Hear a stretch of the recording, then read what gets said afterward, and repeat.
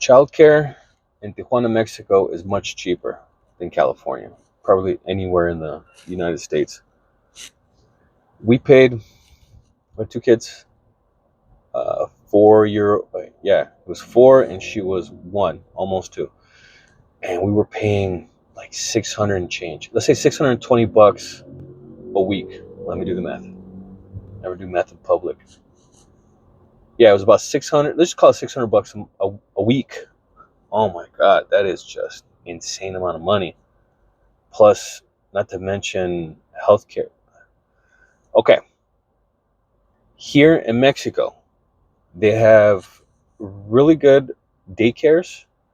We're talking about the range of, okay, so there's like a few different plans. Let's just go with the basic plan, which is roughly 8 to 1. Okay.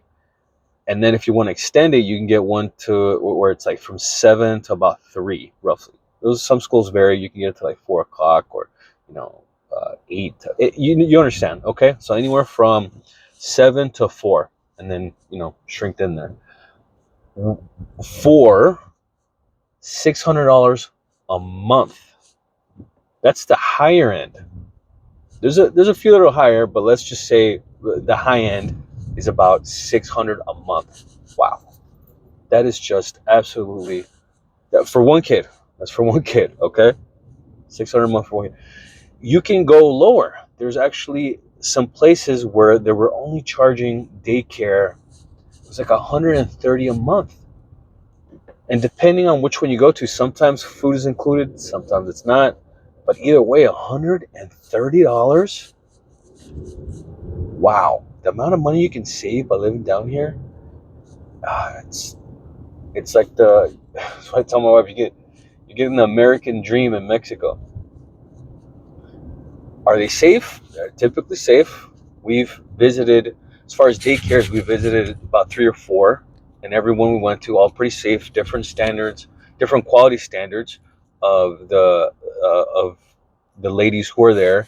And it's a trip too, because at our old daycare there was three. There was always like there's around three. What do you call them? Nannies? They're not nannies. Three ladies.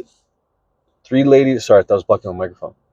Who would take care of the kids, watch them, and also change their diapers. They all had that. Here in Mexico, I guess the rules or the laws are a little bit different. At a whole daycare facility, let's say there's 5. It's typically ladies, usually not dudes there. About 5 ladies, but there's only one person that can change all the children if the children are doing diapers, just one. And also, they expect the children to be potty trained a lot earlier, at least by 3, I think. They want the kids potty trained. On the U.S. side, there wasn't this limit. It was just whenever the child's ready, is when, well, that's when you start doing the potty training. Which means that luckily my son was already potty trained. My daughter, we're going to work with her down here, which they do work with you. And a lot of these daycares actually also do English, depending on the ones you want. The higher end ones will do bilingual, or there's actually ones that just do. There's ones that just do English, so it's 100% English. There's ones 100% Spanish, and then there's ones that are, well, it's dual. It's like 50-50. You really got to determine which way you want to go.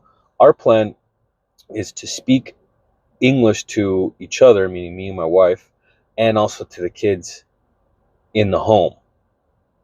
And then they're going to get their Spanish from school and family members and all that. Those people who don't speak English. That's going to be the plan anyway. So the schooling for our oldest, who's 4 years old, he's going to be going, not daycare, he's going to go to a private school.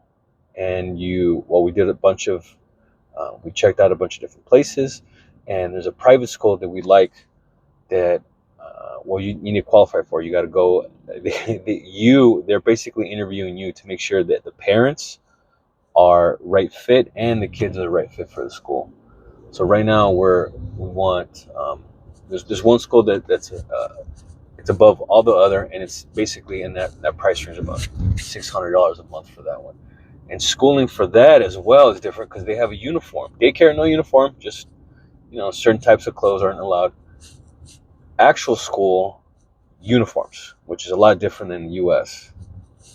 I guess maybe not private. Maybe in private schools there's uniforms in California. Okay, so now you got those two routes. Another big money save, especially if you can get the daycares with the food, saves you even more time. It's probably the route we'll take. We'll have, um, since we'll be earning dollars, we can just use that dollars as leverage and just have food prepared by the school. But again, not all schools do that. Another thing to factor in besides just the childcare is traffic. Traffic down here is terrible during rush hour. It's awful. So there's a lot. Here's a daycare right here. There's tons of daycares and tons of schools. Also shop around for the ones that are closest to you, or at least closest to the border, in case you have an emergency and you need to get back to the school. Let's say there's something going on and you're working and you need to get back home. Border traffic could be, well, it could ruin. It could ruin picking up the kids. It could ruin the whole thing.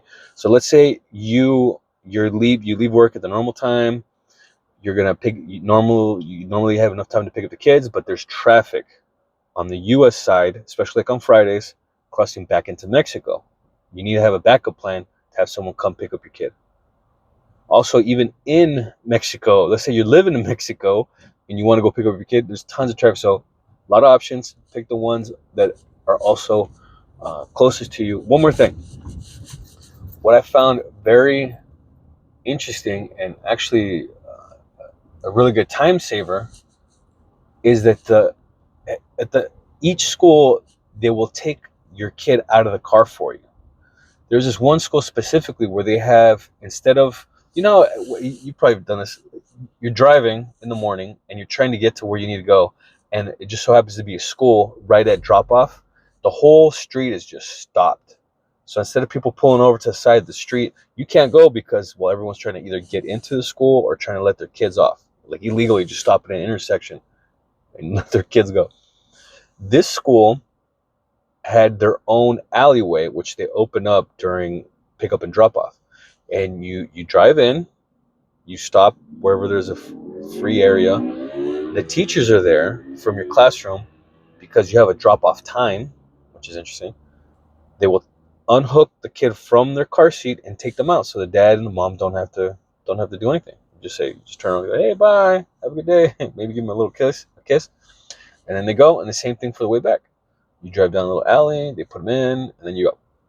Not all have the alley, but most of them have this pickup, take out of your car. It's like a reverse drive-through at a restaurant. It's pretty cool. Anyway, nice chatting.